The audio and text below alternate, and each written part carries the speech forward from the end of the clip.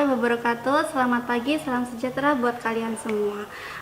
Sebelumnya Ibu akan mengucapkan selamat bergabung bagi siswa-siswi kalian yang baru di SMK Negeri Tanjung Sari. Di sini Ibu akan menjelaskan sedikit tentang wawasan Wiyata Mandala dan juga tata tertib sekolah di SMK Negeri Tanjung Sari. Sebelumnya Ibu akan memperkenalkan diri. Nama Ibu adalah Ibu Desi Susilowati, biasa dipanggil dengan Ibu Desi. Ibu lulusan dari BK atau Bimbingan Konseling Universitas Lampung. Kalau riwayat pendidikan, Ibu mah mencar-mencar ya. Dari SD-nya di Lampung Timur, SD 2 mana ya? Ibu lupa. Ada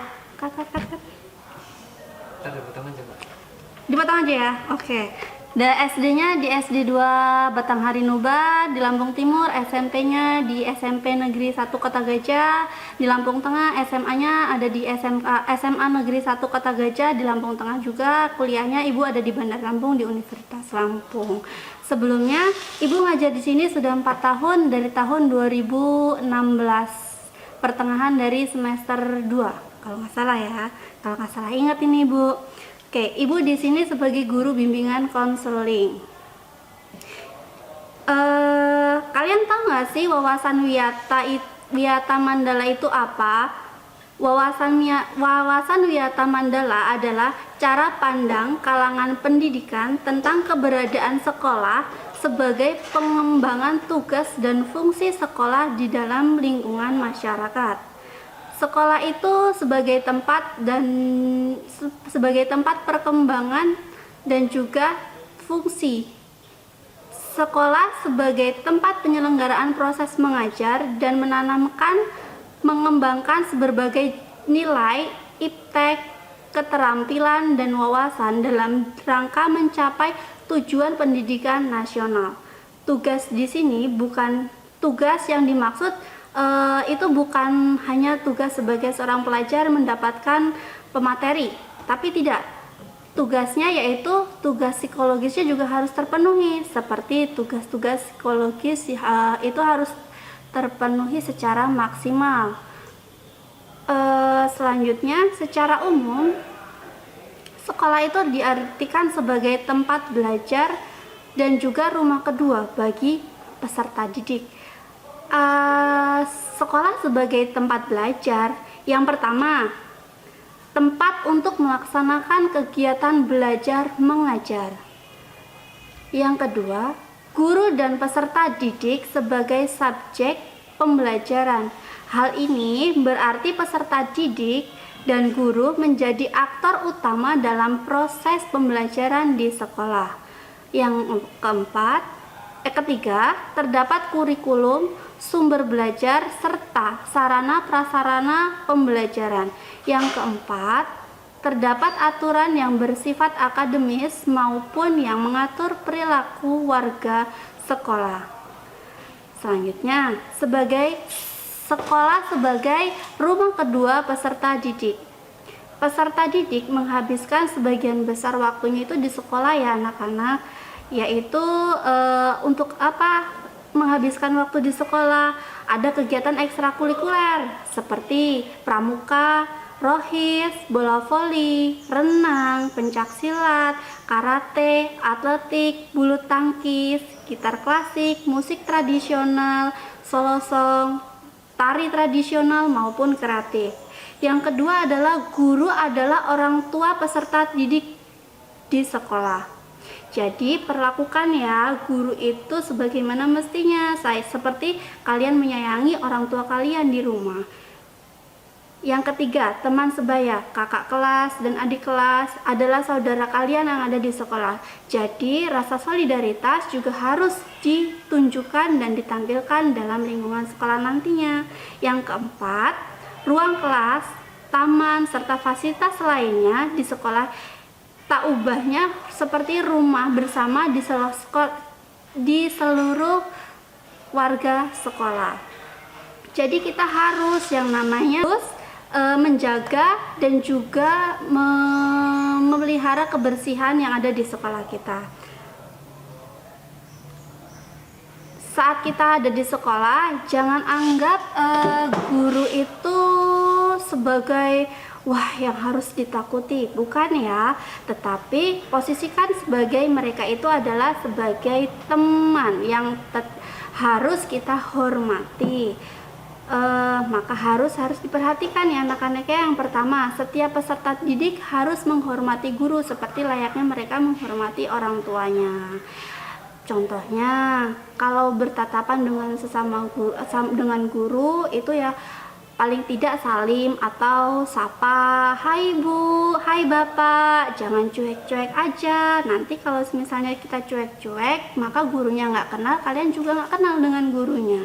Yang kedua, perlu menumbuhkan sikap saling menghormati dan menyayangi antar warga sekolah, seperti menghormati dengan teman sebaya ya, teman-teman kalian yang ada di dalam kelas, menjaga ucapan, perilaku, tidak membuli. Jika ada teman yang membutuhkan kalian bisa berbagi cerita, mendengarkan cerita, berbagi solusi, dan lain sebagainya.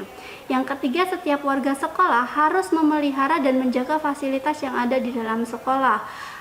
Banyak nih fasilitas yang ada di dalam sekolah seperti komputer, wifi, terus apalagi bengkel, peralatan medis. Nah, ketika kita berada di ruangan tertentu seperti lab, kita harus menjaga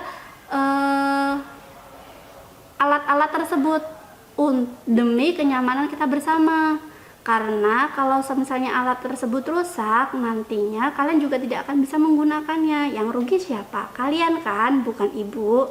Oke, yang keempat, sebisa mungkin setiap permasalahan yang ada diselesaikan secara musyawarah dalam nuansa kekeluargaan. Maksudnya, kalau kalian ada sedikit perselisihan dengan teman dalam kelas, jangan dibawa ke forum yang lebih serius, misalnya bawa wartawan atau bawa kepala desa. Setidaknya di sini karena kalian itu adalah siswa, kalian harus bisa yang namanya memecahkan masalah kalian sendiri dengan teman itu.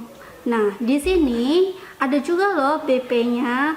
Jadi ketika kalian tidak bisa menyelesaikan masalah sendiri, kalian bisa menghubungi guru BP-nya, guru BP atau BK. Tim BK akan selalu siap sedia untuk membantu kalian dalam melayani permasalahan, baik itu masalah pribadi maupun masalah pendidikan kalian, pemilihan karir contohnya.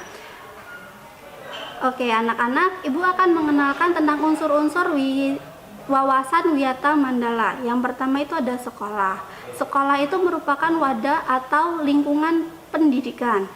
Yang kedua, kepala sekolah. Kepala sekolah itu mempunyai wewenang dan tanggung jawab penuh atas penyelenggaraan berbagai program pendidikan dalam lingkungan sekolah. Yang ketiga, itu ada guru dan juga orang tua, di mana antara guru dan orang tua itu harus saling pengertian dan bekerja sama yang erat untuk mengemban tugas pendidikan. Apabila guru memberikan arahan di dalam sekolah, bimbingan dan pembelajaran di sekolah, maka orang tua sebagai pendidik yang di rumah. Yang keempat, ada warga sekolah. Warga sekolah baik di luar atau di dalam lingkungan sekolah harus senantiasa menunjukkan tingginya martabat dan citra terhadap guru. Yang kelima, masyarakat sekolah harus bertumpu pada masyarakat sekitar untuk mendukung warga sekitar. Ketahanan sekolah dalam wawasan Wiyata Mandala. Yang pertama, mentaati tata tertib sekolah. Yang kedua, menjaga nama baik diri sendiri, orang tua, keluarga, dan sekolah. Yang ketiga, menghormati kepala sekolah, guru, karyawan, dan warga sekolah lainnya. Yang keempat, belajar keras, teratur, dan terencana. Yang kelima, melaksanakan. Yang keenam, memelihara 7K. 7K itu tahu kan? Kalau nggak tahu ibu kasih tahu ya. 7K itu 1. Keamanan, 2. Kekeluargaan, 3. Kedisiplinan, 4. Kerindangan, kelima, kebersihan, 6, keindahan, dan 7, ketertiban. Masalah tata tertib nih. Tata tertib sekolah di SMK Negeri Tanjung Sari itu apa aja sih? Singkatnya ya, yang perlu dan harus dijalankan oleh semua siswa. 1. Datang sebelum pukul 7.30 pagi. 2. Siswa tidak boleh istirahat di luar lingkungan sekolah tanpa adanya izin dari guru piket ataupun satpam. Yang ketiga, siswa tidak diperkenankan mengenakan pakaian ketat, celana pensil, bersolek, dan memakai perhiasan ataupun aksesoris yang mencolok. Yang keempat, siswa tidak diperkenankan untuk mewarnai rambut, gondrong, berkuku panjang, dan bercat kuku. Yang kelima, mengaktifkan handphone saat KBM berlangsung tanpa izin dari guru yang bersangkutan. KBM itu apa sih, Bu? Kegiatan belajar mengajar di dalam kelas. Oke. Yang selanjutnya nomor 6 adalah siswa tidak diperkenankan melakukan tindakan asusila, baik itu menyimpan ataupun mengedarkan video porno. Yang ketujuh, siswa tidak diperkenankan memiliki tato di bagian tubuh masing-masing.